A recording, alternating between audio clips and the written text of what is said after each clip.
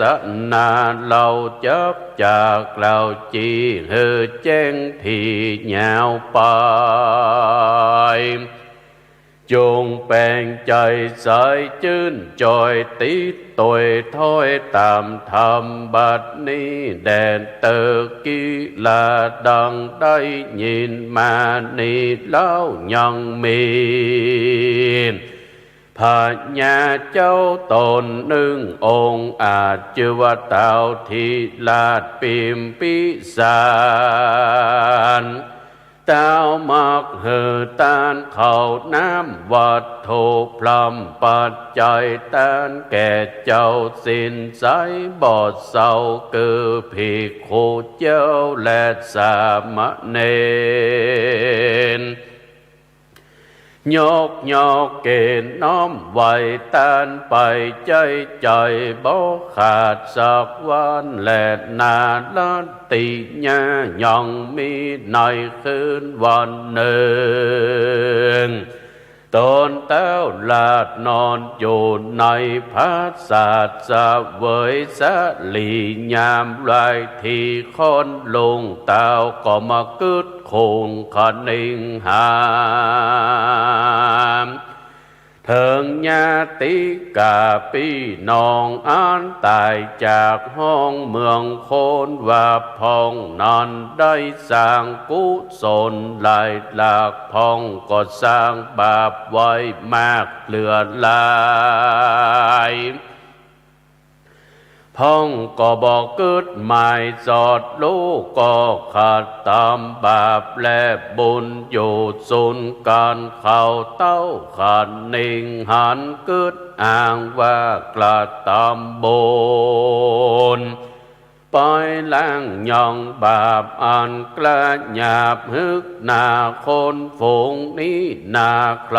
รู้ว่ากันเขาโมตายไปเขาจะไปเกิดที่ไหนนั้นจะว่างอันแล้วเต้าตนแก้วห่อใจก็มาสั่งกาใจหลายหลากเกิดที่แต่หากมีโดยสองประการคือมีสุขเจยบานจื้นจอยกับตุกจองห้อยเครื่องขีเต้าปุลียศอาจเกิดถอยวาดยาวไป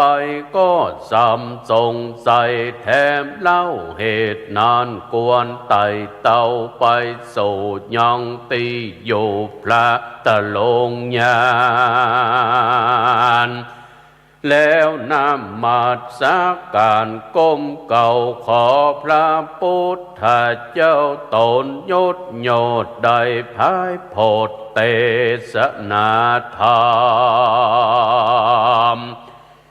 เต้าห่อคำกึดแล้วใจผ่องแผ้วยินดีก็มีหันและนาปูนาทิวเสมการวานหลอดวอนลุงเจ้าพระญาเจ้าพิมพิสารก็เฮือตกแต่งดังอาหารและเข้าน้ำพร้อมตองวัดโถพรำปัจจัยแล้วป่าปาลีวานไปมวลหมู่เสด็จไปสู่เวลุวันที่พระตาลงทันยังจอดการว่าเขาไปลอดแล้วเราก็ไหวพระพุทธเจ้าสามโหนแล้วก็นั่งอยู่ที่กวนโตนเต้นอาตีนอนเต้าแลดก็พุทธสาวาพันเตภกวาข้าแด่พระพุทธเจ้าอันว่าผู้ขาดนี้เล่ายังมีกรรมสัตว์ลังสังกา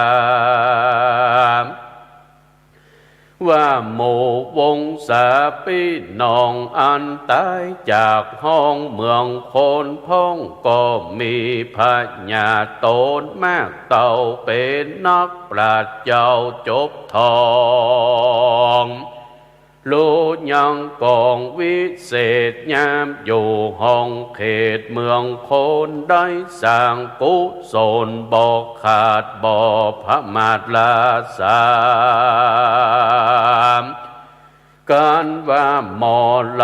ณากลาภาคตายเสียจากเมืองโคนก็ได้เอาตนไป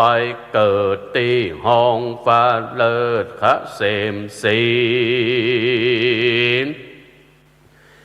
พ้องนานขาดตามบอดดีหยาบเจ้ากันพลากนาบวายบาปกรรมลายสร้างไว้จับป่าไปตกไม่เครื่องขีนเกิดเป็นผีเป็นเพศเสวยทุกขเวทเวทนาจากขันตามสันได้จานั้นเล่าเฮหมู่เขาเจ้านั้นโสดได้พ้นจากตกโตดอบายขอพระโม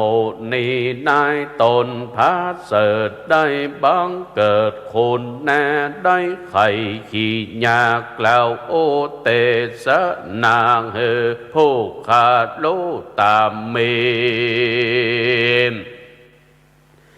ภาคกาวางอันว่าพระพุทธเจ้าตนเลิศแล้วก็ไข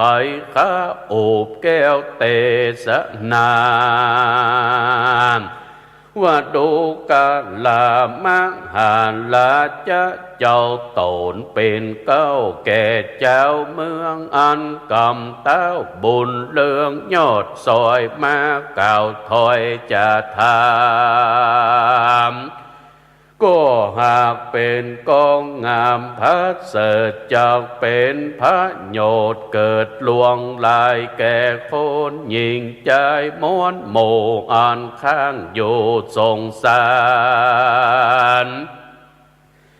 เพื่อให้เขารู้ยังกิจจากการไล่แหล่รู้ยังกุลพ่อแม่วงศากับต่างญาติกาพี่น้องอันเกี่ยวข้องกับตนมาดูกาลามหาลาจะเจ้าอันว่าคนหนุ่มเท่ายิ่งใจกันว่าเขาจุตีตายมวยมางก็จะได้ไปอยู่สร้างสะเวยกรรมอันตนได้ขาดตามลวงแล้วมาย้อนเจตนาเป็นเหตุดังพระพุทธเจ้าได้เตสนาว่าเจตนาหังภิกขเวกัมมังวาตามิดังนี้ว่าดูลภิกขุตั้งหลายเฮ้ยหนุ่มเทาอันว่าบุญบาปนานเล่าอันใดย่อมสำเร็จโดยใจเป็นเหตุจากคือไปสู่เขตสถานการสร้างบาปหานั้นโสดก็จากได้เสวยโทษเครื่องขี่การสร้างกรรมดีนั้นเราก็จากได้เตียงเต่าเจยบานสุขสำลานบอกขาดที่ในภาษาตาวะติงสาดูกันละมหาลาจะเจ้าอันว่าคนหนุ่มเท่ายิ่งใจการเข้าวำวายลาภาคตายเสียจากเมืองคนได้เอาตนเป็นเพศสมเวยทุกอยู่เขตอบาย ใครให้เขาตั้งหลายได้พ้นจากต่างทุกข์ยากเครื่องขีก็ให้ศรัทธามีเป็นเก้ามีใจบ่เศร้าเจยบานได้เหือตานข้าวน้ำวัดโทพรำปัจจัยแล้วหลังน้ำหยาดไปตกตอดโอนตีนสะบุญไปหลอดไปหามยังส่องขาพ่อแม่ตั้งเท่าแก่ตานายตั้งญาติกาหลายปีน้องอ่านตายจากห้องเมืองโคนอันเขาได้เอาตนไปไม่ตีในลมไตบายให้เขาตั้งหลายม้วนโมปนจากที่อยู่เครื่องขีนได้สะเวยสะลีจันฟ้าคงแหล่งลาเมืองสะวันและนาดูกะลามหาลาจะเจ้าอันว่าฝูงเพศนานเล่าอยู่ในนาโลกก่อนว่าหลอดตกเดือน12กาละเถิงทองมาควายจะโยมพี่บ้านก็ไฟคุณนามได้อนุญาตวางปล่อยเหตุสัตว์ใหญ่น้อยนาโลกอันมาตกตุกยากให้เขาได้ออกจากอบายได้ไปเยี่ยมกายพี่น้องอันอยู่แห่งห้องเมืองคนเพื่อจะได้รับกุศลพลาตานอันว่าบุญญาสารภายแผ่อันปอบแม่และญาติกาได้ตานมาหาลอไว้ถ้าบอกให้เขาได้ตกถอยจะในอบายการว่าเพศต้องหลายต้องหนุ่มและเฒ่ามาลอดแล้วเล่าเมืองโคนก็เลโลนบอดจะรีบสัมพนาไปหายังหมู่วงศาพี่น้องอันอยู่ตามแห่งห้องเมืองโคนเพื่อหวังรับเอากุศลภาลาตานให้ได้พ้นจากต่างผ่านเอาไม่ตีในลมไตอบายเพศตั้งหลายหลังพองกอดแล่นไปตามจ้องหมอกกามเพศอันเป็นปิตามารดานั้นเรากอดเล่นไปหาลูกเต่ายิงใจเพศอันเป็นปู่ย่าตายายม้วนหมู่ก็เล่นไปสู่ลูกหลานสายวงวานปู่ป้าตองหมู่เป็นหน้าเอาอาพ้องกอดแล่นไปหาข้ากุลตนเล่นกันสะสนเป็นหมู่พับควายกูแห่งห้องพาเพศผู้เป็นน้องก็เล่นไปหาผู้ปี้พับตุกตีสัทธานเพศผู้เป็นหลานก็แล่นไปหาตายายเพศผู้เป็นปี้ก็แล่นพันภายไปหาผู้น้องพับแห่งห้องอาณาส่วนเพศผู้เป็นสามิกานั้นเราก็แล่นไปหาเมียเก่าของตนส่วนเพศภาลิญา ก็แล่นเวียนวนใต้เต่าซ้อหาผัวเก่าของตนซ้อตามมักกาไปควายตามน้ำใหญ่วางทานตามสุสานป่าจ้าตามน้ำตานานเตภาพกูดีลงโบสถ์ก็เพื่อพระโยชน์แห่งตนหวังจักได้รับกุศลบุญตานให้ได้พ้นจากต่างผ่านอันเป็นเพศตานลงทุกข์อยู่ในเขตอบายพ่องก็ไปสำแดงกายมาบอกเป็นอสูรและกายหลอกไปควายให้คนหันใส่ได้รู้ว่าตนได้มาสู่เมืองคนขอข้าตามบุญกุศลมาหาส่วนญาติกาลังพองลูกกึศสองเถิงกูลลูกขาดตามบุญไว้ถ้าเพศทวนแน่ตั้งหลายการรับส่วนบุญแล้วก็กลับกายไปเกิดเป็นเทวามบุตรเทวันดาตนอันพัดเสดอยู่ในเมืองสวรรค์ก็มีหันและนา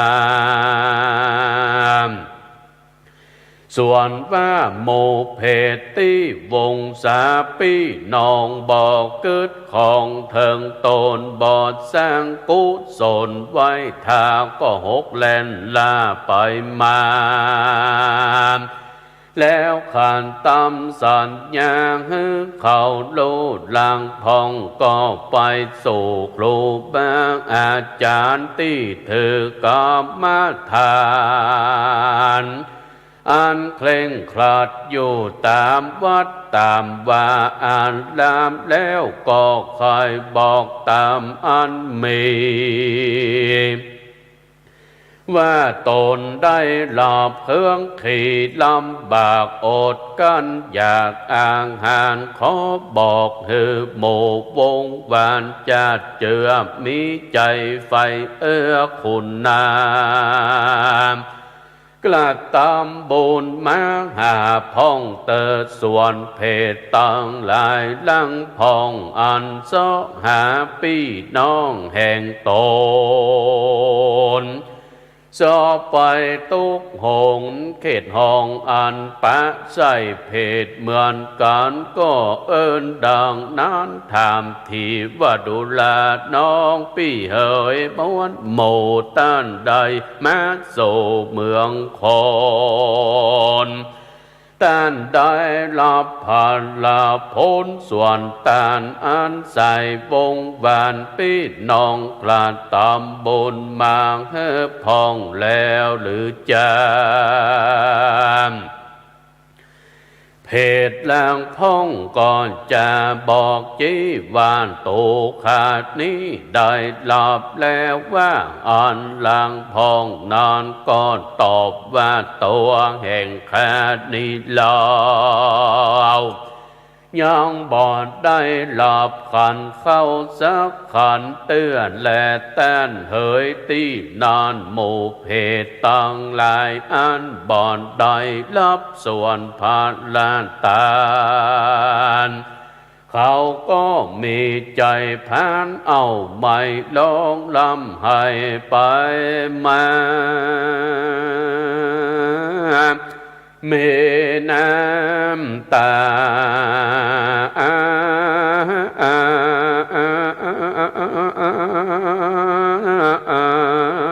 อาบย้อ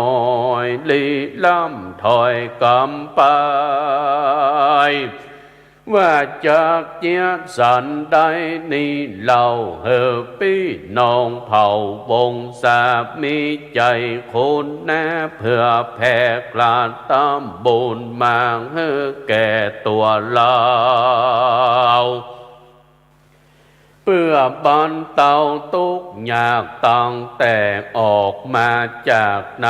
รกก็ได้จากทุกข์เสียงเขตจากใดไปตัดลงทุกขเวทนาเวรกรรมสังจารสร้างไว้เธอกูนี้ได้ตกยากกรรมวิบากสังกังบางบ่หันยังพี่น้องลวดได้ทุกโศกต้องเครื่องกามบัดนี้นาตัวเรานี้ก่อนทุกเสียงตีทานนัดใจจากหาเปิ้งไผก็บ่ได้เหตุว่าบ่ได้สร้างบุญไว้กับตน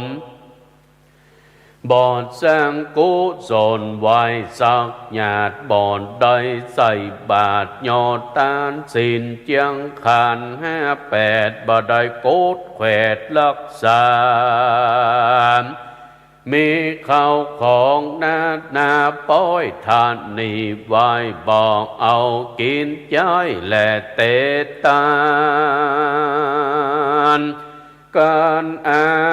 นิจจกา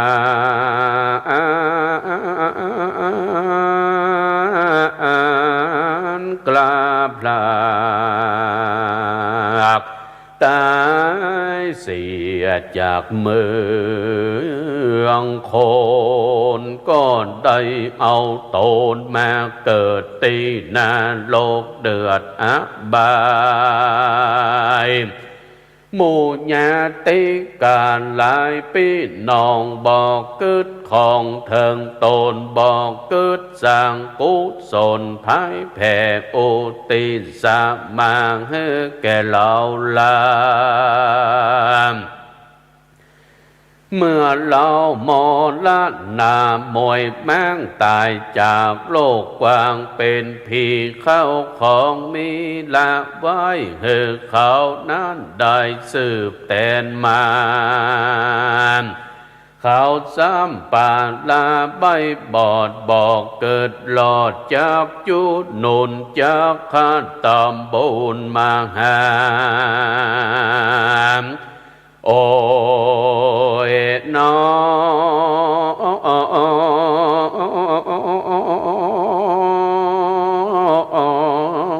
ตัวเรานี่น้อสร้างมาตุกยากตกที่ลำบากเหลือใจจากเนี้ยสันได้นันโสดเหตุได้พ้นจากโทษบาปกรรมอันได้ขาดตามไว้ก่อนนั้นจาง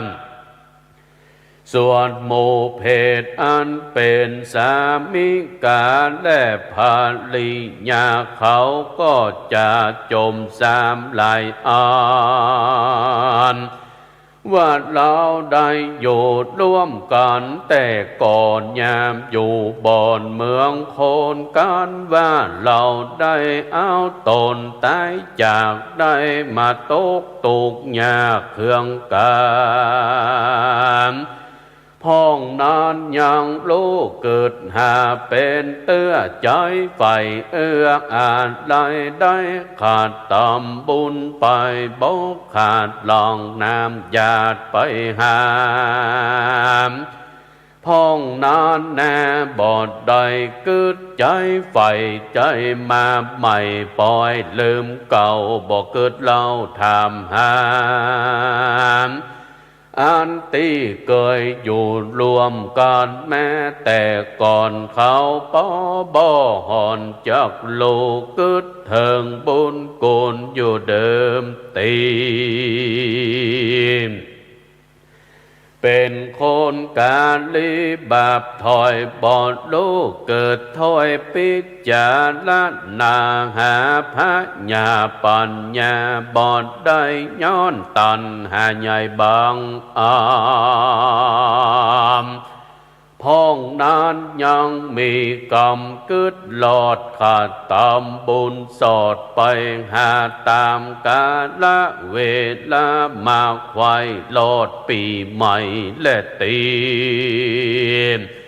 เดือนไหนมีและเตื้อพองนานลู่ไฟเอื้อจุวันแม้นว่าได้หมายแล้วยังฝันเถิงบ่ขาดโลจากโอกาสถามหาลูกเจียนจากกับลูกเต่าว่าสู่มันตานขันเข้าไปหายังส่องข้าพ่อแม่สู่เนื้อว่าอันหันและส่วนว่าหมู่เพศอันสอดแสวงหายังส่วนบุญตานั้นนาการบ่อนใดก็ปาการร้องไห้สามจมจามว่าโอ้ยน้อ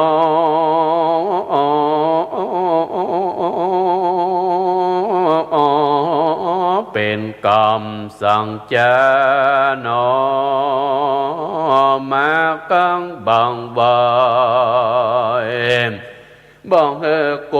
นี้ได้รับส่วนบุญตานบอกให้ได้ปกป้าวงวานพี่น้องบาปสั่งจะจ้องกองป่าวานบัดนี้นาก็จากเถิงวันกำหนดมาใครก็จากได้ไปโสยังตีโยนานโลกดังเก่าเมินแต่เล่าหาดลอยจาดย้อนกอมแห้วหาดป่ามาเพศนาม้วนโมอันที่ใดมาสู่เมืองคนเพื่อขอรับส่วนกุศลบุญตานกันว่าบ่อนใดมันก็จมแซมเหตุลูกหลานตั้งหลายโดยปาลีใหญ่หลายหลากวัสุนิหากปาลาสั่งบอกขาดตำบุญมาหาเหล่าพองสั่งบอกกึดส่องเทิงตนว่ายามเมื่ออยู่เมืองคนแต่ก่อนได้เป็นยังผัวเมียซ้อนจอมกันเป็นปงปันพี่น้องเกิดรวมต้องการแม่บัดนี้นาเหล่านี้ก่อนตกทุกเสียงตีเหลือใจจากหาเปิ้งไผ่ก็บ่ได้มีลูกหลานไว้ได้เขาป้อยบอกคงควายกึดสอดกระตำบุญมาลอดเหล่าลามเพศนาม้วนโมต่างจมแซมอยู่เนืองนั้นว่าปีไหนจะโยมพี่บ้านก็ปันอนุญาตได้มีโอกาสมาสู่ยังที่อยู่จุมโปมตามกาลละหลอนดูเดือน12ตามต้มนองแบบเบาสืบแต่เก่าเมินมาและนานมนุษย์สาอันว่าคนยิ่งใจล้างพองนั้นก็มีใจสอดดันเจยบานได้เหตุตานเขาน้ำวัดโทพรำปัจจัยโอติสาบุญไปหายังหมู่เพศเหตุได้พ้นจากเหตุอบายส่วนว่าเพศตั้งหลายนั้นเล่ากันว่าพี่น้องเผ่าวงศากระตำบุญมาหา ก็พ้นจากเพศได้กับกายเปรตกายญาเป็นเทวามบุตรเทวันดาบ่จะอยู่ตามแหล่งและเมืองคนส่วนพระตนเทวามบุตรเทวันดามวลหมู่อันที่อยู่เมืองบนการรู้ว่าปีน้องตนอันเป็นเพศพ้นจากเขตเครื่องกาก็ปากันมาบ่จะมาสู่ยังโลกละเมืองคนเพื่อรับเอายังตนพี่น้องไปสู่แห่งห้องเมืองสวรรค์ก็มีหันและนามส่วนว่าเพศตั้งหลายลังพองกันปีน้องวงศาบอกกลานตามบุญมางหานั้นเราก็มีใจโศกเศร้ามองผ่านเมื่อถึงกำหนดการมาไขว้ก่อนจากได้ปอกเต่าไปสู่ตีเก่าเวจีจะโยมพี่บ้านก็จากได้บุบตีบอกขาดเอาเชือกเล็กมามัดขาดจองกองลากเข้าสู่ห้องนารกเธอเขาได้ตาลงตุกตกดังเก่าเขาก็มีใจโศกเศร้าโศกามก็มาลิลำจากก้าวถอยมีบอดน้อยหลายพักการว่าโอ้ยน้อเรานี่น้อสังมาตกผ่านตุกยากเป็นแต่กรรมวิบากสังจารอันได้ขาดตามมาแต่ก่อนยามอยู่บ่อนเมืองโคนบ่อนได้สร้างกุศลสังสักญาเตาว่าพระมาตรลาสามหาพระญาปัญญาบอดได้ลิหลอมเข้าของไว้ลายแหลก็บอดได้แผ่เตตานเต้าอ่วงไว้ให้ลูกหลานใหญ่น้อยบอมไฟห้อยตั้งศีลเมาแต่หากินเลี้ยงตองเต้าเกิดกิ่งของในใจการว่าอายุไขแก่เท่าก้อยจักเข้าอาบน้ำถือยังศีลงามกุญใหญ่โนบน้อมไว้ฟังธรรมปอยบอดสมกามไฟอ่างก็ได้ม้วยมางเป็นพินตายละนี่เสียก่อนบ่อนลาผ่อนยาวไปเข้าของใดมีมากน้อยก็ละปล่อยเป็นสาทานให้ลูกหลานหนุ่มเท่าได้เป็นเจ้าแตนปล่อยบาปกรรมได้สร้างก็บ่ห่างล้างหายโหนก็จักจองตนมาสู่เขตได้เกิดเป็นเพศเป็นผีสะเวยทุกข์ขี่ไม่เอาจุมลูกเต้าเล่นลานตั้งสายวงแหวนพี่น้องปอยบอกมีใจของอะไรบ่มีใจสายไฟกระตอมบุญเพื่อมาหาเพศนามนหมู่อันมาสู่เมืองโคนกันบ่อนได้หลับยังกุศลผ่านลานตานเขาก็มีใจแผนเอาไม่ลองลำให้ไปมา ปากันจะแจ้งดาว่าแต่นี้ไปแน่นอนเล่าเหือหมู่สู่เจ้าตั้งหลายได้สิบหายมวยแมงแมนจากปลูกสร้างกะสิกรรมได้ขาดตอมยังนานลอยก็อย่าหือได้เงยงอกเฮืองฮิคืนจอกลงวามแม้จะเป็นวานิจจะปอกกาดนองอยู่ทาดาขายก็เฮือสิบหายวายบอดได้ทำหมดไปใจใจการวาดซื้อไว้เป็นต่างจางก็อยากเห็นหลอกข้างอันใดแม้นจากไปเป็นลาเจ้าการก็ให้ได้ตกผ่านต่ำจะมีเคราะห์ตัวกาเบียนคุยอุบาทมีจองกองเฮเปียที่ตองในตนได้กองบนไม่มาดบอกเว้นขาดยามวันเหตุได้หันตันกับตาปันได้หมอดลาดหนามวยหมอดไปตกตอดอเวจีนานแสนเป็น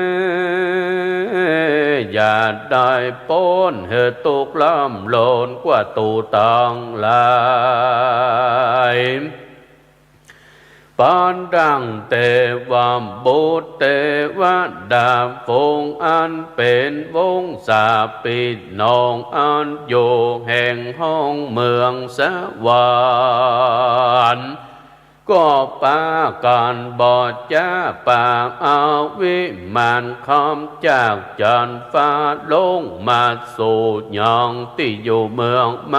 นุษย์สามเพื่อรับเอาเตวามบุตรเต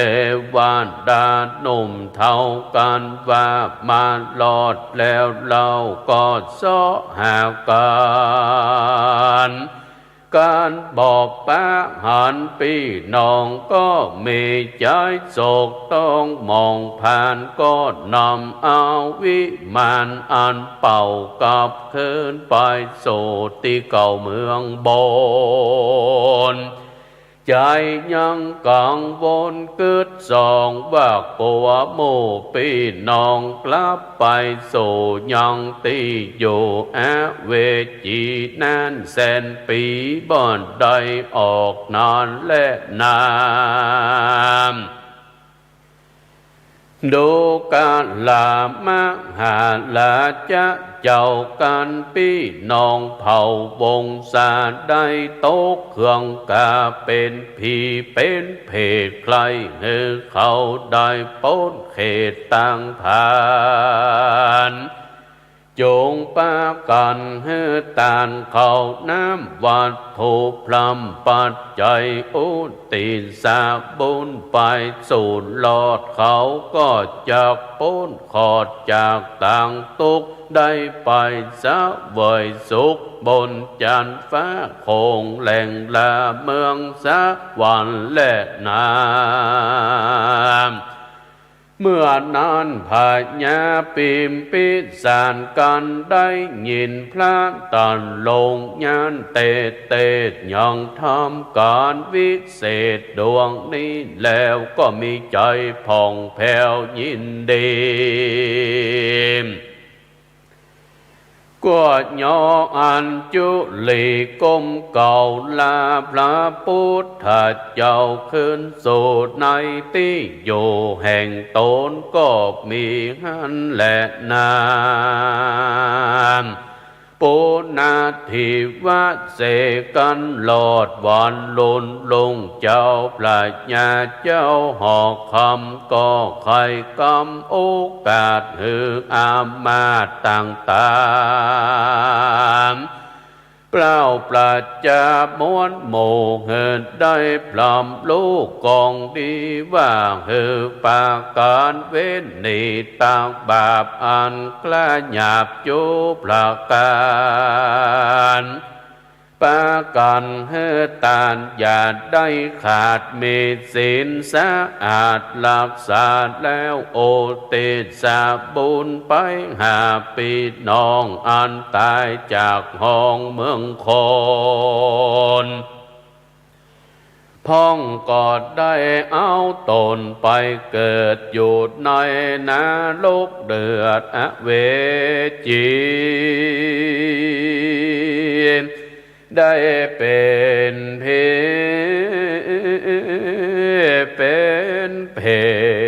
ศได้รับตุกขเว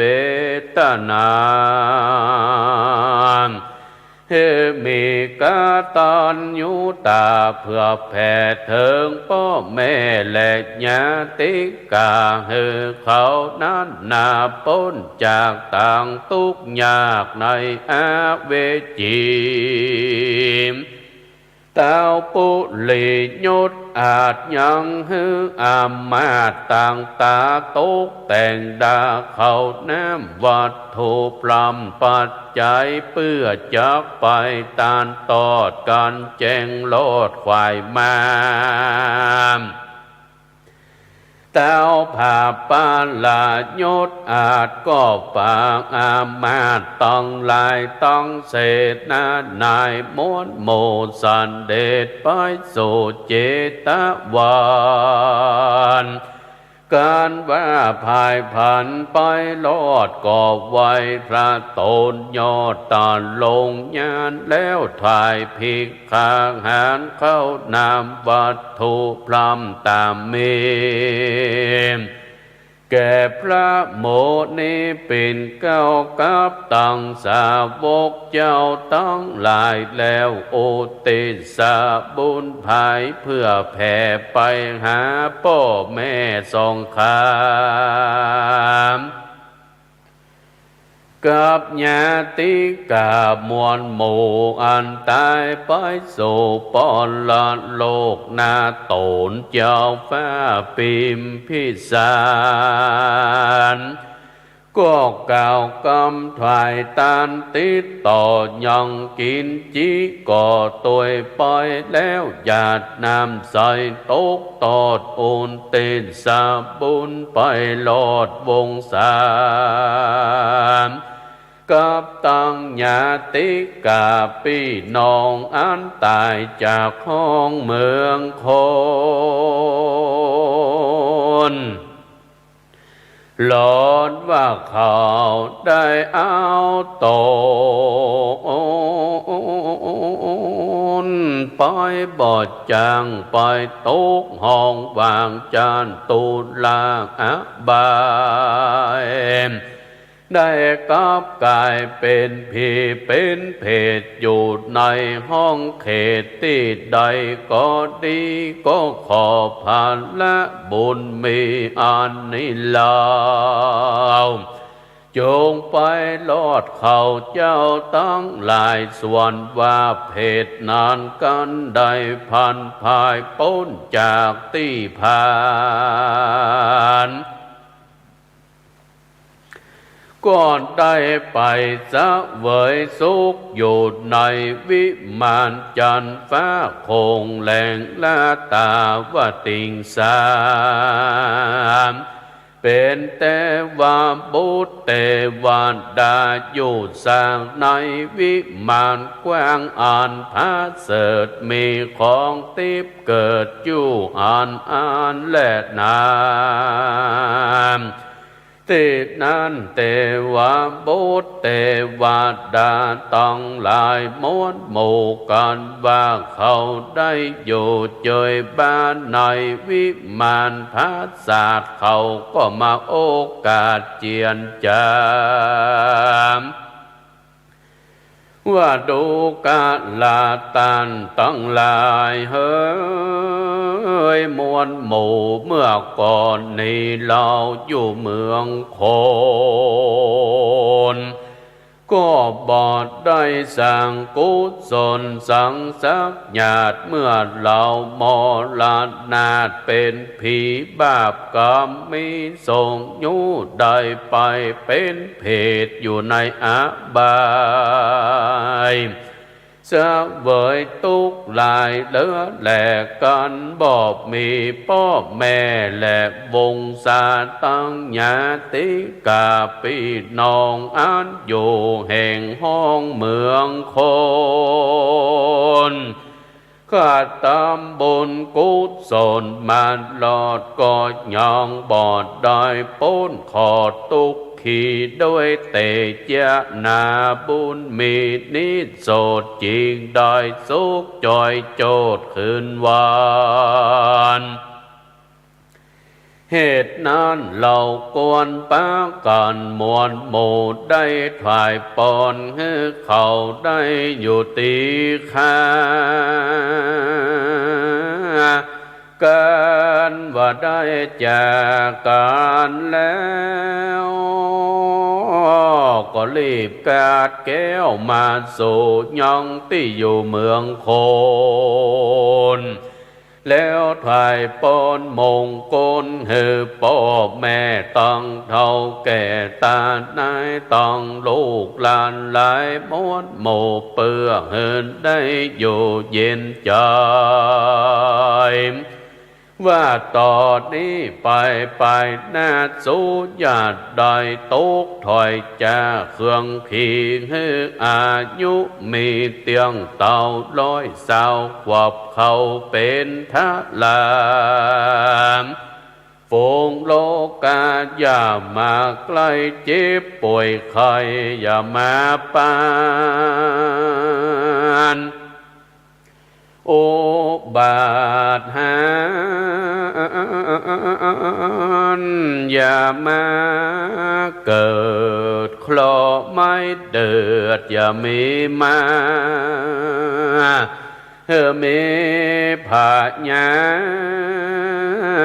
อาจกลับเม้นจากการแลกขายเลี้ยงวัวควายเป็ดไก่กลาดตอมลอยส่วนน้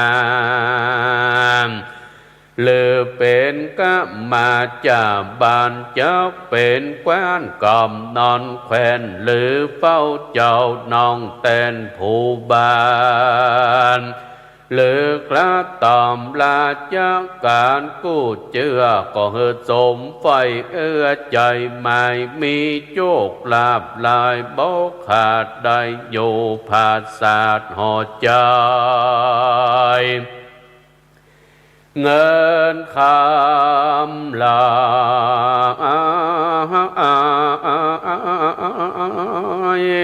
หลังข้าได้โมนมังตาทมทองได้รู้ยังกองวิเศษจบทลายเป็ดนา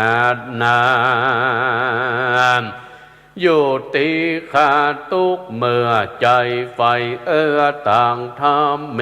สินจำบอกขาดบอกพระมาตละสามการถึงจะลาแก่เท่าอายุเขาดับขันก็เหตุได้พันไปเกิดในห้องเลิศตาวติงสามญาติได้กลากาดกลอยจุใหญ่น้อยยิงใจแด่เตส่วนวานเตวาบุตเตวานดามวนหมู่อ่านมาสู่เมืองโคนกันว่าถวายปอนให้ตนพ่อแม่ตั้งเท่าแก่วงศาและญาติกาเมียนแล้วก็ปาการกาดแก้วขึ้นสู่ยองที่อยู่แห่งตนก็มีหันและนามเตจะนาส่วนว่าคนยิ่งใจมดหมู่อันติอยู่ปุลีการลอดวันป่าเวณี เดือน12มาลอดเขาก็ปากกันตอดเตตานยองพิกขางหานเข้าน้ำวัดถูกพรำนานแล้วโอติสาบุญไปหาพี่น้องอันตายจากห้องเมืองโคนว่าขอบุญกุศลอันนี้เราไปหลอดเขาเจ้าตั้งหลายแม้นว่าใจกายมีทุกข์ก็ได้ถึงสุขสะเวยสะลีมแม้นว่าผ่านละบุญมีอันพัดเสดใดบังเกิดมีมาก็ขอให้ศรัทธาผู้ข้าตั้งหลายได้ผ่านภายพ้นจากต่างทุกข์ยากจุภาคการได้สุขเจยบานคำเจ้าให้ปันใดเข้าลอดเวียงแก้วอันอามาตาแล้วเนลาปานบ่อยาจะและนามโย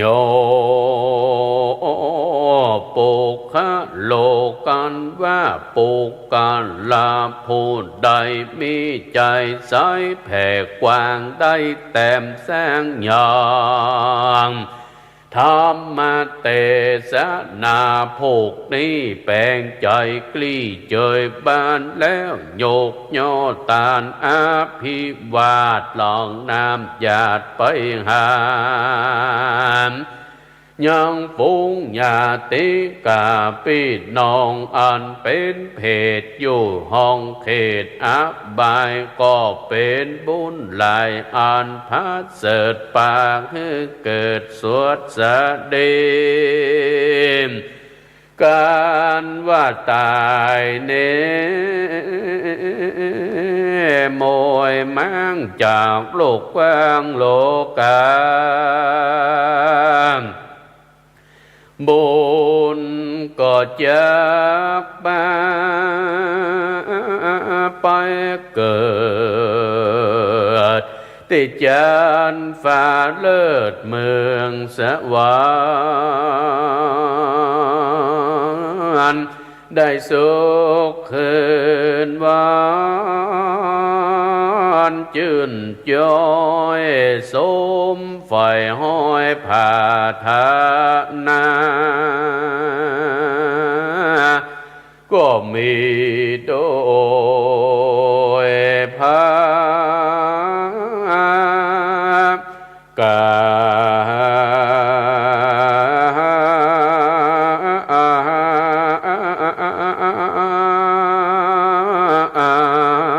ดังกล่าวมา